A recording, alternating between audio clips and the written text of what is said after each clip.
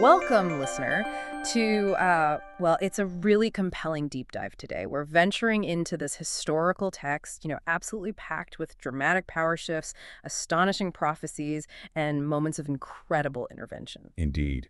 We're looking at a really significant period in ancient history. It chronicles the lives of these powerful prophets and the reigns of kings in both the northern kingdom of Israel and the southern kingdom of Judah. Right. It's really a narrative about leadership, loyalty, and, the unfolding consequences of choices, both righteous and, disobedient.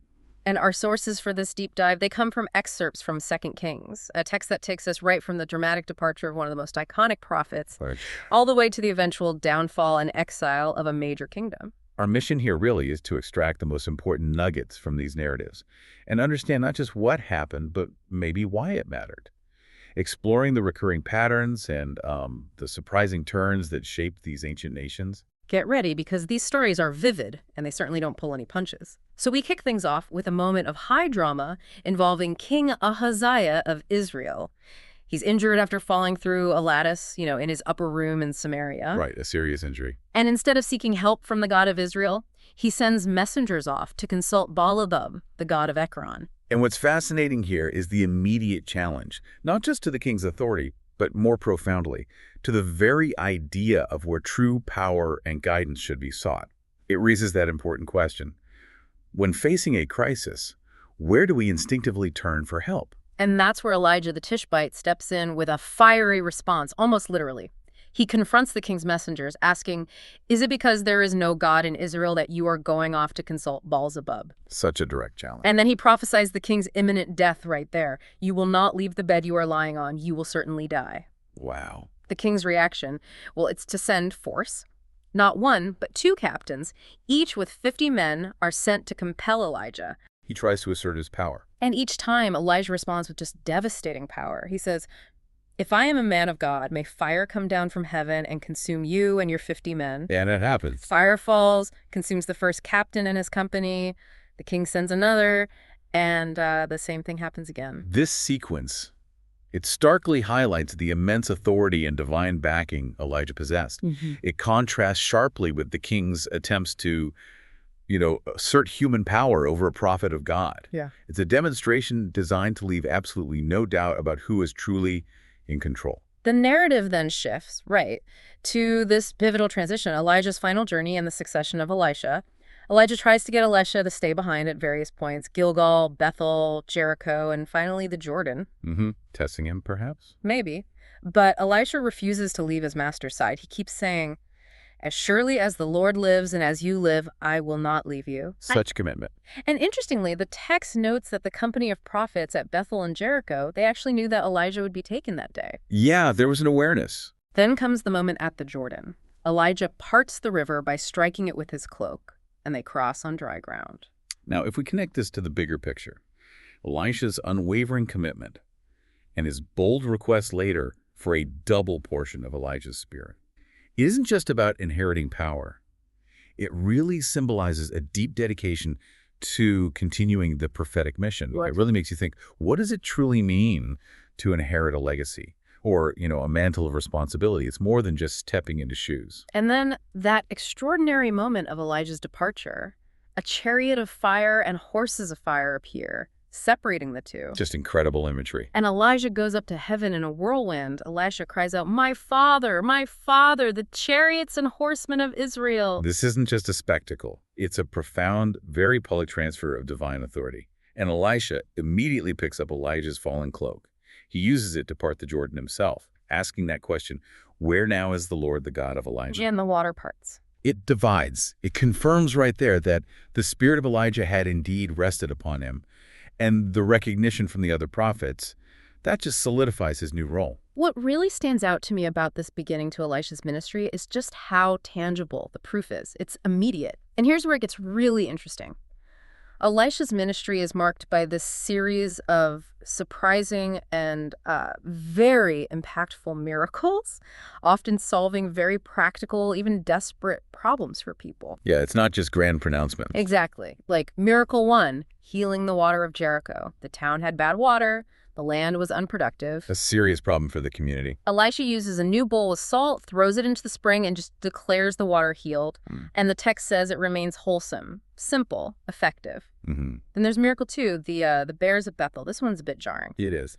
As Elisha walks to Bethel, these youths from the town jeer at him, calling him bald head. Showing immense disrespect. Elisha curses them in the name of the Lord, and 2 bears emerge from the woods, mauling 42 of them. Now, this particular incident, while, jarring to us, it serves to establish and underscore the prophet's sacred authority. It's a stark lesson against mocking divine messengers.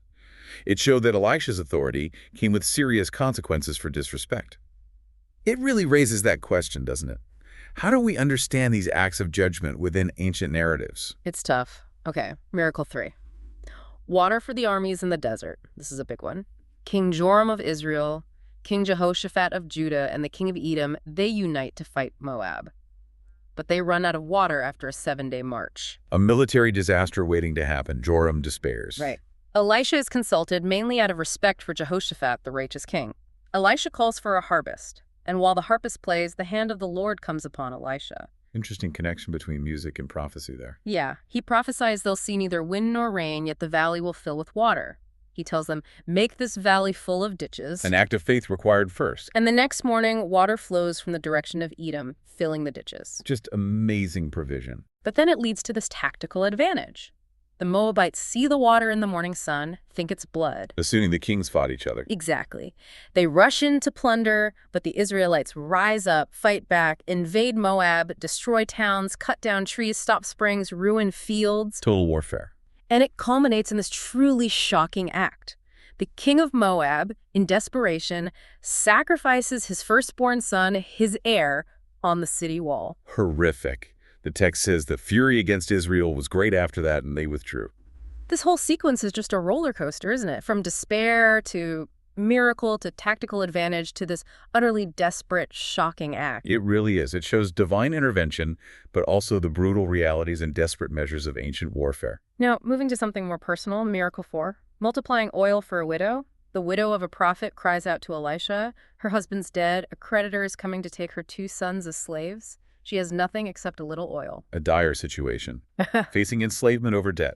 Elisha instructs her to borrow empty jars, lots of them, from her neighbors. Then go inside with her sons and just pour her a little bit of oil into all of them. Right. Seems impossible. But the oil miraculously multiplies until every single jar is full. It only stops when there are no more jars. Wow. Elisha tells her, go, sell the oil, pay your debts, and you and your sons can live on what is left. This just demonstrates Elisha's profound compassion, doesn't it? Right. And the Lord's provision. Using the simplest means a little oil, some borrowed jars to alleviate dire poverty and save a family. It's a powerful message about faith, obedience, and, well, divine abundance meeting real human need. And perhaps one of the most moving stories, Miracle 5. The Shunammite woman's son restored to life. This well-to-do woman shows Elisha great hospitality, even builds him his own room. Recognizing his role as a man of God.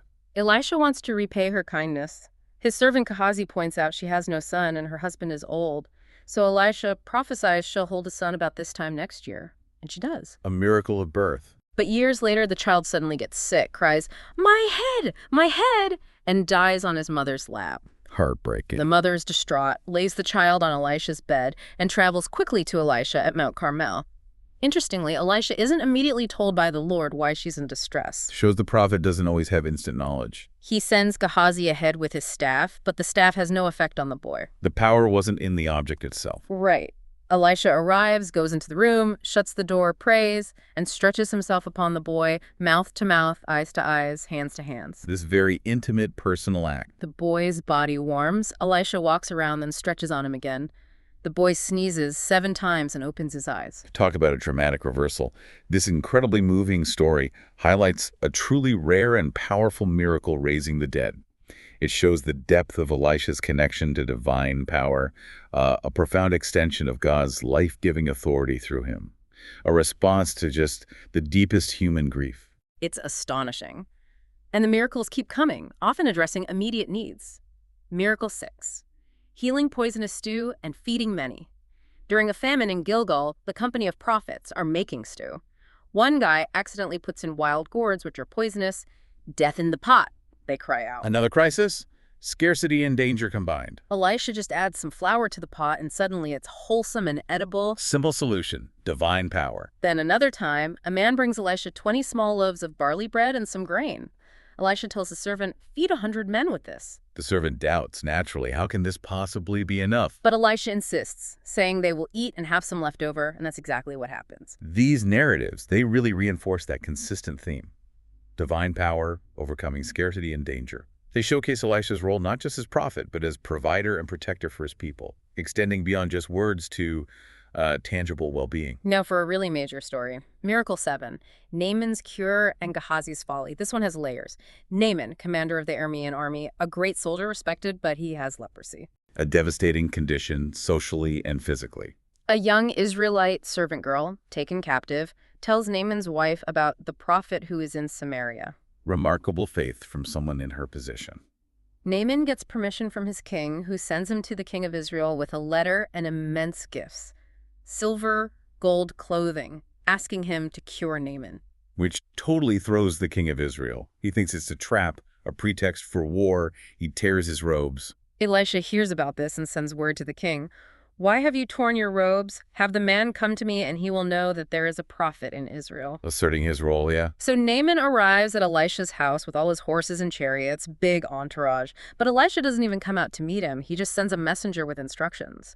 Go, wash yourself 7 times in the Jordan, and your flesh will be restored, and you will be cleansed. And Naaman's reaction is just so incredibly relatable, isn't it? Totally. He expected a performance, a grand gesture, a personal touch. He's almost offended by the simplicity, the lack of ceremony. He exclaims, I thought that he would surely come out to me and stand and call on the name of the Lord his God, wave his hand over the spot, and cure me. He had a whole script in his head. He wanted the pomp and circumstance fitting his status. He turns away in a rage, saying the rivers of Damascus are better than the Jordan anyway. But his servants, thankfully, have some sense. Yeah, they wisely counsel him. My father, if the prophet had told you to do some great thing, would you not have done it? How much more, then, when he tells you, wash and be cleansed? Great advice. Sometimes the simple path requires the most humility. Persuaded, Naaman goes down, dips himself 7 times in the Jordan, and his flesh is restored, clean like a young boy's. Incredible. A complete cure. He returns to Elisha, completely transformed, not just physically, but in his understanding. He declares, now I know that there is no God in all the world except in Israel. And he insists on offering Elisha a gift, a reward. But Elisha firmly refuses. And this is such a crucial point in the narrative. His refusal underscores that the healing is purely from God, not for Elisha's personal gain. It avoids any sense that divine power can be bought or is transactional. Sets a standard for integrity. Absolutely.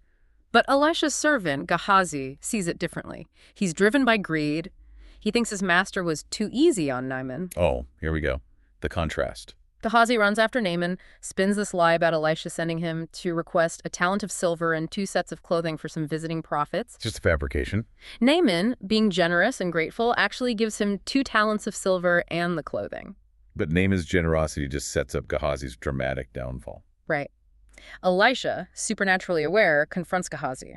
Was not his spirit with you when the man got down from his chariot to meet you? Chilling. He knew exactly what happened. Elisha then pronounces the severe consequence. Naaman's leprosy will cling to you and to your descendants forever. And immediately, Gehazi leaves Elisha's presence, leprous, white as snow. What's fascinating here is the immediate and visible consequence of Gehazi's deception and greed. It's a powerful lesson about integrity, isn't it? And the severe repercussions of misusing spiritual authority or association for personal gain. It makes you ask, what are the unseen or even physical costs of selfish ambition? A very stark contrast to Elisha's integrity. Okay, last couple of miracles in this section. Miracle 8. Floating axe head and divine reconnaissance. First, the axe head. Prophets are building a new place by the Jordan. One guy's using a borrowed iron axe head, and plunk, it falls into the water. A valuable tool, and borrowed too. A problem. Elisha simply asks where it fell, cuts a stick, throws it in that spot, and the iron floats. The man retrieves it.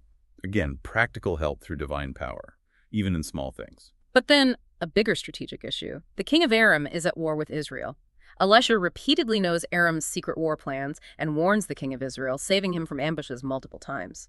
divine intelligence gathered. The king of Aram gets enraged, figures out it must be Elisha revealing his plans, so he sends a strong horses, chariots by night, to surround Dothan, where Elisha is. Trying to capture the prophet. Elisha's servant wakes up, sees the army surrounding the city, and cries out in fear, "Oh, my lord, what shall we do?" Panic sets in. Understandable reaction. Elisha calmly replies, "Don't be afraid. Those who are with us are more than those who are with them." A statement of faith in the unseen. Elisha then prays for his servant's eyes to be opened. And what does he see? The servant sees the hills full of horses and chariots of fire all around Elisha. Wow. That's a true aha moment about unseen realities, isn't it? Imagine witnessing that divine protection made visible. Incredible, and it gets even stranger. As the enemy comes down toward them, Elisha prays for them to be struck with blindness. And they are. Yep. He then leads the blinded Aramean army all the way to Samaria, the capital of Israel. Leads them right into the heart of enemy territory. Once inside Samaria, Elisha prays for their eyes to be opened again. Imagine their shock, realizing where they are. Surrounded. Trapped. The king of Israel asks Elisha, "Should I kill them? Should I kill them?" The expected response in war, maybe. But Elisha says no. Instead, set food and water before them so that they may eat and drink and then go back to their master. Mercy. Extraordinary mercy. The king prepares a great feast for them and sends them away unharmed. And the result, the text says the Arameans stopped raiding Israel's territory after that. This entire sequence, it just showcases not only Elisha's supernatural power, but also his unexpected wisdom in conflict resolution, choosing remarkable mercy and diplomacy over annihilation. It truly challenges conventional thinking about warfare and dealing with enemies. It raises another important question. How does divine intervention influence the ethics and strategies of conflict? It's not always about destruction. So Elisha's ministry is just packed with these extraordinary interventions, these acts of power, and sometimes surprising mercy. But running parallel to this, the political landscape of both Israel and Judah, well, it's a swirling drama. Good kings, bad kings, and increasingly dire consequences leading down these paths to destruction. Yeah, the backdrop is often grim. We see this pattern, especially in the northern kingdom of Israel. Most kings continue to do evil in the eyes of the Lord. They cling to the sins of Jeroboam, son of Nebat, that institutionalized idol worship, the golden calves at Bethel and Dan. And Elisha actually plays a direct role in a major political upheaval. Yeah. He sends a prophet to anoint Jehu as the new king over Israel. With a very specific and pretty brutal mission. To destroy the entire house of Ahab, wipe them out. And Jehu, once he's anointed, acts with this chilling, ruthless efficiency. There's no hesitation. None. He immediately conspires against King Joram of Israel, who's wounded and recovering in Jezreel. Jehu makes sure no one can escape to warn Joram. Seals off the city. He confronts Joram and King Ahaziah of Judah, who happens to be visiting Joram, right there at the plot of ground that used to belong to Naboth the Jezreelite, a place with history. Significant location. Ties back to Ahab's sin. Jehu shoots Joram between the shoulders, kills him, and specifically orders his body thrown onto Naboth's field to fulfill that earlier prophecy against Ahab. Direct fulfillment. King Ahaziah of Judah tries to flee, but is wounded by Jehu's men and dies later in Megiddo. 2 kings down. Jehu is not messing around. Then he goes to Jezreel, Queen Jezebel, Ahab's widow, defiant to the very end. She paints her eyes, arranges her hair, looks out a window, and mocks Jehu as he arrives. Still trying to project power. Jehu just calls out, "Who is on my side? Who?" 2 or 3 eunuchs look down. He says, "Throw her down." And they do. They throw her down. Her blood splatters the wall and horses. She's trampled. Later, when they go to bury her, because she was a king's daughter, All they find is her skull, feet, and hands. Exactly fulfilling Elijah's prophecy that dogs would devour Jezebel's flesh on that plot of ground. gruesome, but precise fulfillment of prophecy. Jehu's purge continues relentlessly. He sends letters to Samaria demanding the heads of Ahab's 70 sons. 70 sons. The officials in Samaria, terrified, comply. They slaughter all 70 and send their heads in baskets to Jehu. Unbelievable. Jehu publicly displays the heads and declares again, "This fulfills the Lord's word against Ahab's house." He then kills everyone else connected to Ahab in Jezreel, chief, men, friends, priests. A complete eradication. He also encounters and kills 42 relatives of the now dead Ahaziah, king of Judah. Wow, the purge extends even further. And then the final act against Baal worship. Jehu gathers all the ministers of Baal. He deceives them, saying he's going to hold a great sacrifice for Baal, even bigger than Ahab's. Under false pretenses. He makes sure only Baal worshippers are present, gives them special robes, seals the temple, and then orders his guards, go in and kill them, let no one escape. Massacre. Total annihilation of Baal worship in Israel, at least for a time. They then demolish the sacred stone of Baal, tear down the temple, and convert the site into a latrine. A definitive statement. This whole period, it's a dramatic and incredibly violent purge. But it's driven by this divine mandate to eradicate the Baal worship introduced by Ahab and Jezebel, which had become deeply entrenched. And what's fascinating here is the paradox of Jehu. The Lord commends him highly for his zeal against Baal. His descendants are promised the throne for 4 generations because of it. Right, he gets praised for that part. He still clung to the sins of Jeroboam. He didn't remove the golden calves of Bethel and Dan. This raises a really important question about obedience, doesn't it? What truly defines complete obedience?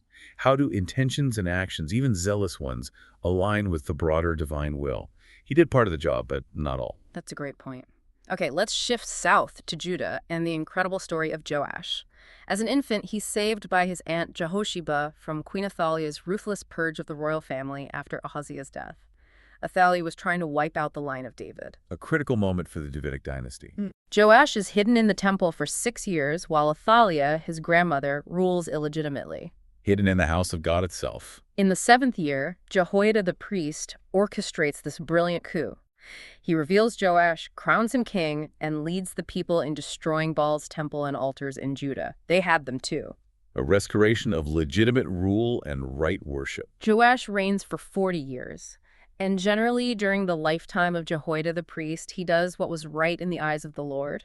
He even initiates important repairs to the neglected temple, setting up this new, honest system for collecting and managing the money for repairs. They put a chest with a hole in the lid by the altar. So he had a really strong, righteous start, guided by Jehoiada, a promising reign. But even good kings face challenges, right? Yeah. And make questionable choices later. Often the case. Later in his reign, when Hazael, king of Aram, attacks Gath and threatens Jerusalem, King Joash takes all the sacred objects and treasures from the temple and the royal palace and sends them to Hazael as tribute to make him withdraw. A pragmatic move, perhaps, but at a high spiritual cost, using dedicated things. And eventually, Joash is assassinated by his own officials, a somewhat tragic end for a king who started so well. Shows the complexities of leadership and faithfulness over a long period. The narrative then loops back to Elisha's final days. He's suffering from the illness that will kill him. King Jehoash of Israel, not Joash of Judah, different king, visits him, weeping over him. And he uses that same lament Elisha used for Elijah. My father, the chariots and horsemen of Israel. Recognizing Elisha's crucial role as Israel's protector. Elisha, even on his deathbed, gives Jehoash a final prophetic act involving a bow and arrows. He tells him to shoot an arrow east, calling it the Lord's arrow of victory over Aram. A symbolic act. Then he tells Jehoash to strike the ground with the remaining arrows. Jehoash strikes the ground only 3 times and stops. And Elisha gets angry. Yeah, Elisha's angry. He says he should have struck 5 or 6 times, symbolizing complete victory over Aram. Because he only struck 3 times, Jehoash would only defeat Aram 3 times, not total victory. A lesson in the importance of persistence and complete obedience, even in symbolic acts.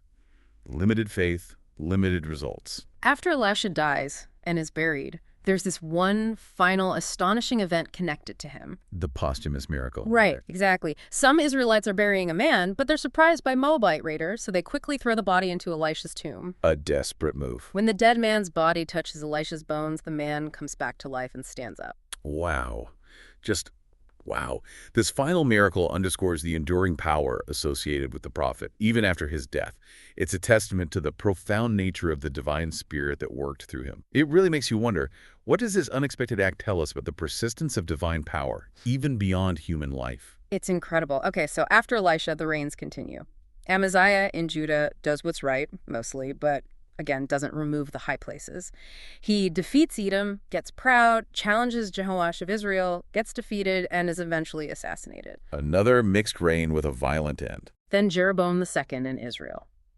He does evil like his predecessors, following the sins of the first Jeroboam. Yet remarkably, under his reign, Israel manages to restore its boundaries to their former extent, just as the prophet Jonah, yes, that Jonah had prophesied. Interesting. It shows the Lord's continued, though sometimes hidden hand, maybe protecting his people or fulfilling his word even through flawed rulers. Grace amidst judgment. But the overall trend in Israel is downward. We see this rapid succession of short, unstable reigns. Zechariah, Shallum, Menahem, Pekah, Hoshea. A period of chaos and decline. And they all consistently do evil in the eyes of the Lord, continuing in the sins of Jeroboam. This instability makes them vulnerable. Yeah, vulnerable to the rising power in the region. Assyria. Right. King Menahem of Israel pays a massive tribute, 1,000 talents of silver, to Pul, who is Tiglath-Pileser, king of Assyria. He does this to get Assyrian support to strengthen his own hold on the kingdom, taxing the wealthy Israelites heavily to pay for it. Buying temporary security, maybe, but inviting foreign influence. Then, under King Pekah of Israel, Tiglath-Pileser invades anyway. He takes significant territory, Gilead, Galilee, all the land of Naphtali, and deports the people to Assyria. The beginning of the end for the northern kingdom. The first major deportation. Hoshea becomes the last king of Israel. He makes a fatal mistake. He stops paying tribute to Assyria. A risky move. And secretly sends envoys to Egypt, trying to forge an alliance against Assyria. Playing the superpowers against each other often doesn't end well. It doesn't. Shalmaneser, the next king of Assyria, finds out. He invades the land and lays siege to Samaria, the capital. The siege lasts for 3 years. 3 years. Imagine the suffering. Finally, in the 9th year of Hoshea's reign, the king of Assyria captures Samaria. He deports the Israelites to Assyria, settling them in various towns like Hala and Gozan. And that's it. The end of the northern kingdom of Israel. After centuries, it ceases to exist as an independent entity. And the text is very explicit about why this happened. Yes, it directly links Israel's downfall and exile to their consistent, unyielding sin. Worshipping other gods, building high places, sacrificing their children, practicing divination and sorcery, and fundamentally rejecting the Lord's commands and the constant warnings he sent through his prophets, like Elijah and Elisha. It raises that tough question about collective responsibility, doesn't it? To what extent are societies accountable for the consequences of their collective choices, especially regarding foundational values and spiritual fidelity? Absolutely. The narrative presents it as a direct outcome, and then the Assyrians repopulate the land. Right. The king of Assyria brings people from Babylon, Cutha, Hamath, other places, and settles them in the towns of Samaria, Creating a new mixed population. Initially, the Lord sends lions among them because they don't worship him correctly, so an Israelite priest is sent back from exile to teach them the way of the God of the land. Which leads to this syncretistic worship. They serve the Lord, sort of, but they also continue to serve their own national gods. This blend becomes characteristic of the Samaritans later on. Okay, so Israel has fallen. Let's shift our focus back to Judah, the southern kingdom, which survives for longer, and specifically to the reign of King Hezekiah. Hezekiah, a major figure and largely a positive one. Very positive. The text says he did what was right in the eyes of the Lord, just as his father David had done. High praise. It even says there was no one like him among all the kings of Judah before or after. That's remarkable. And he backs this up with action. He undertakes these sweeping religious reforms. He removes the high places, smashes the sacred stones, cuts down the Asherah pole. Tackling idolatry head on. He even breaks into pieces the bronze snake that Moses had made back in the wilderness, because by this time the Israelites had started burning incense to it. Wow, taking something historical and turning it into an idol. Hezekiah had the courage to remove even that. He truly stands out as a king who listened and acted decisively to purify worship. But even Hezekiah faces the Assyrian threat. In his 14th year, Sennacherib, king of Assyria, attacks all the fortified cities of Judah and captures them. Jerusalem is threatened. The Assyrian juggernaut seems unstoppable. Hezekiah first tries to appease Sennacherib. He pays this incredibly heavy tribute, 300 talents of silver, 30 talents of gold. He even has to strip gold from the doors and doorposts of the temple to meet the demand. A desperate attempt to buy safety. But despite the tribute, Sennacherib sends a large army with his top commanders to Jerusalem anyway. The payment wasn't enough. They want submission. And the Assyrian field commander engages in some serious psychological warfare. He stands near the city wall and shouts loudly in Hebrew so that people can understand. He mocks Hezekiah's trust in Egypt, calls it a bruised reed. undermining confidence in alliances. And then, very cunningly, he twists Hezekiah's own religious reforms against him. He asks the people, "Isn't the Lord the one whose high places and altars Hezekiah removed?" Trying to suggest Hezekiah actually angered God. That's sophisticated stuff, trying to sow doubt, fear, comparing the God of Israel to the defeated gods of other nations they conquered. It challenges the very foundation of Judah's faith and resilience. Hezekiah's response isn't defiance, but deep humility and prayer. He tears his clothes, puts on sackcloth, goes into the temple. He sends officials to the prophet Isaiah, Turning to God and his prophet in the crisis. Hezekiah himself prays this powerful prayer in the temple. He actually spreads Sennacherib's threatening letter out before the Lord. Laying the threat bare before God. And he asks for deliverance, specifically so that all the kingdoms on earth might know that you alone, O Lord, are God. His motivation is God's glory, not just survival. Isaiah then delivers the Lord's message of comfort and assurance. Do not be afraid. He says, God will deal with Sennacherib.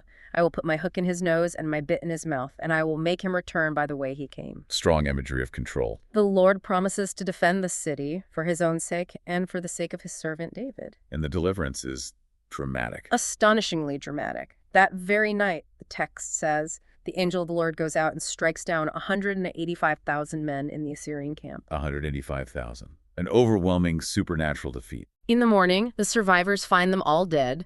Sennacherib retreats, goes back to Nineveh, and is later assassinated by his own sons while worshiping in the temple of his god. What an incredible turnaround. This is definitely an aha moment for anyone facing seemingly impossible odds. Divine intervention on a massive scale. The story continues with Hezekiah's own personal crisis, a near-fatal illness. Isaiah tells him to get his house in order because he's going to die. Devastating news.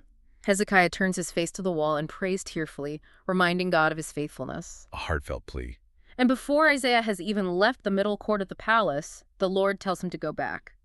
God has heard Hezekiah's prayer, seen his tears, and will heal him.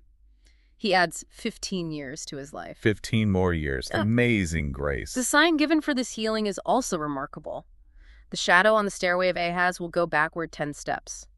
And it does. A sign that defies nature, confirming the promise. But later there's another incident. Envoys come from Merodach-Baladan, the king of Babylon, supposedly to congratulate Hezekiah on his recovery. Babylon, a rising power noticing Judah. Hezekiah, perhaps feeling proud or wanting to display his kingdom's strength, shows the Babylonian envoys everything. All his treasures, the silver, the gold, the spices, the fine oil, his armory, everything in his storehouses and palace. Nothing held back. A lapse in judgment, showing off his wealth to potential rivals. Isaiah confronts Hezekiah about it afterwards. What did these men see? Hezekiah admits he showed them everything. And Isaiah delivers a sobering prophecy. Yeah. Isaiah tells him, the time will surely come when everything in your palace and all that your fathers have stored up until this day will be carried off to Babylon. Nothing will be left. Wow. Directly linked to showing off the treasures.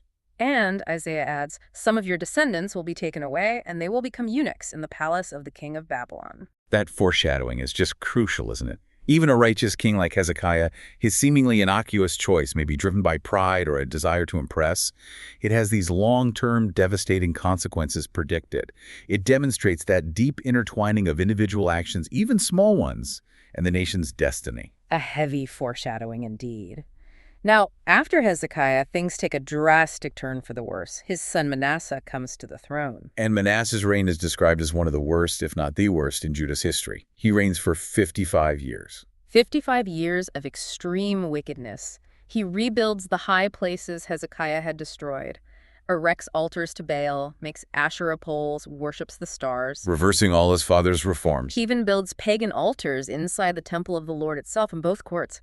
He sacrifices his own son in the fire, practices sorcery and divination. Just piling provocation upon provocation. And the text adds he shed so much innocent blood that he filled Jerusalem from end to end. The sheer scale of his wickedness is emphasized, and the consequences are dire. The Lord, through his prophets, decrees disaster on Jerusalem and Judah, specifically because of Manasseh. He says he will wipe out Jerusalem as one wipes a dish, wiping it and turning it upside down. Such a vivid, humiliating image of judgment. And crucially, it says because of Manasseh's terrible sins, the Lord was not willing to forgive. That phrase hangs heavy. It suggests a point of no return might have been reached due to the depth of this apostasy and violence. Manasseh's son Amon succeeds him, reigns only 2 years, continues his father's evil ways, and is assassinated. More instability. But the people of the land kill the conspirators and make Amon's young son Josiah king. And Josiah represents another dramatic swing, but this time back towards righteousness. Yes. King Josiah reigns for 31 years and stands out as another truly righteous king, doing what was right in the eyes of the Lord and walking in all the ways of his father David. Like Hezekiah, high praise. A beacon of hope after Manasseh Amon. In his 18th year, while the temple is being repaired, echoes of Joash Hilkiah, the high priest, finds the book of the law in the temple, likely Deuteronomy or a large part of it. Rediscovering God's word after it had been lost or neglected for so long. When the book is read to Josiah, he tears his robes in distress, realizing just how far the nation had strayed, how much his ancestors had failed to obey its words. A genuine response of repentance. Josiah sends officials to inquire of the Lord through the prophetess Huldah. She confirms the bad news. Disaster will come upon the place and its people because they have forsaken the Lord and burned incense to other gods. The judgment decreed because of Manasseh still stands. So the national fate is sealed. But Huldah adds, because Josiah's own heart was responsive and he humbled himself before the Lord when he heard the words of the book. Because of his personal repentance. He will be gathered to his fathers in peace. He personally will not see the disaster the Lord is bringing. A measure of grace for his own faithfulness. Josiah is often celebrated as one of the best kings, right? Truly turning the nation back to the Lord with such passion and depth. Absolutely. His reforms are massive and thorough. He gathers all the people, reads the book of the law to them, and renews the covenant. Then he initiates this comprehensive cleansing. He removes and burns all the articles made for Baal, Asherah, and the starry hosts from the temple. He does away with the pagan priests, tears down the quarters for the male shrine prostitutes. He goes systematically through the land, desecrating the high places all across Judah, from Jeba to Beersheba. He even defiles Topheth in the valley of Ben Hinnom to stop the horrific practice of child sacrifice to Molech. He pulls down altars people had built on roofs, smashes altars built by previous kings like Ahaz and even Manasseh. And remarkably, he even goes north to Bethel, the site of Jeroboam's original golden calf shrine in the former northern kingdom. He demolishes that altar, burns the high place, grinds it to powder, burns the Asherah pole. Fulfilling a prophecy made centuries earlier against that very altar. He burns human bones on the altar to defile it completely. And he orders this unprecedented Passover celebration, unlike any seen since the days of the judges. This comprehensive reform illustrates Josiah's deep commitment to the law found in the book. It's a profound personal turning to the Lord with all his heart and with all his soul and with all his strength. A truly remarkable period of spiritual cleansing. It really is. Yeah. But here's the heartbreaking reality check in the text. Despite Josiah's sincere and thorough reforms, It wasn't enough to turn back the tide. Exactly. The text states, "Nevertheless, the Lord did not turn away from the heat of his fierce anger, which burned against Judah because of all that Manasseh had done to provoke him to anger." Wow. Even Josiah's righteousness couldn't undo the long-term consequences of Manasseh's deep-seated sin. The prophecy of removing Judah from his presence and rejecting Jerusalem still stands. It highlights that long, dark shadow of generational sin and how collective choices can, seemingly, lead a nation past a point of no return, despite the best efforts of a righteous leader. This is a very sobering aspect of the narrative. Josiah's reign then ends tragically. Pharaoh Necho of Egypt is marching north, apparently to help the king of Assyria against the rising Babylonians.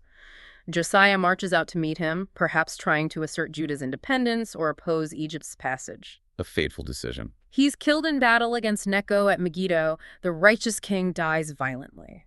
Despite the promise he'd be gathered to his grave in peace.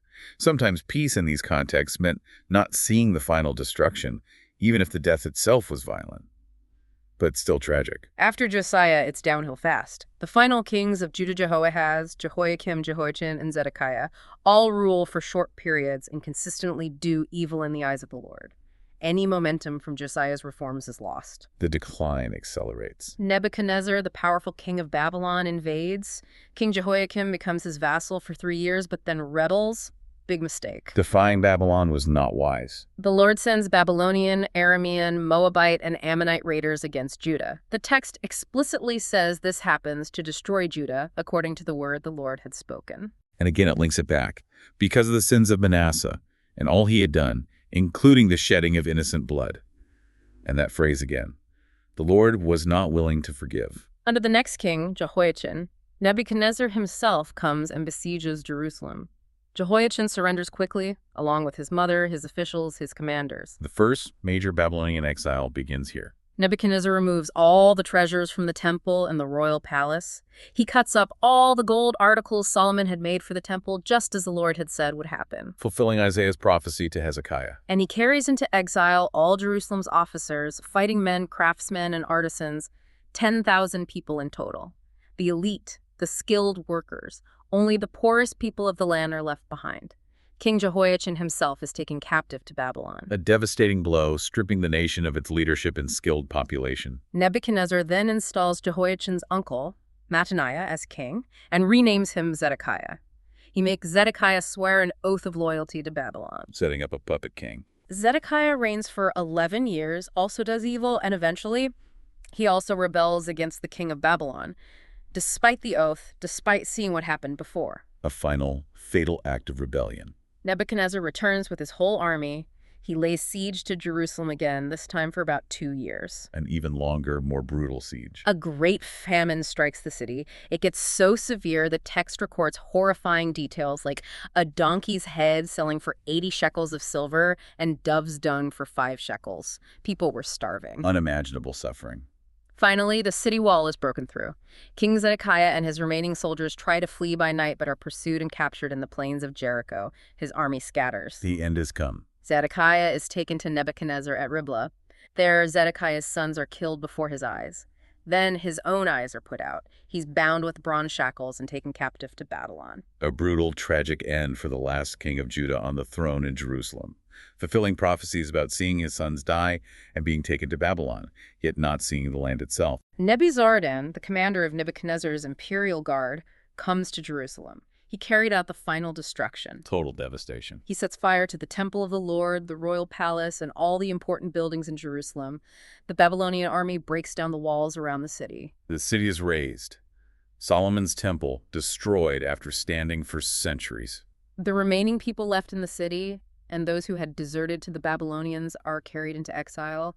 Again, only some of the poorest people of the land are left behind to work the vineyards and fields. Judah effectively ceases to exist as a nation in the land. All the remaining precious articles from the temple, the bronze pillars, the bronze sea, the movable stands are broken up and the bronze carried off to Babylon.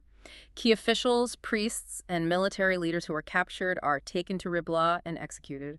Judah goes into captivity. This is the absolute culmination of generations of choices, isn't it?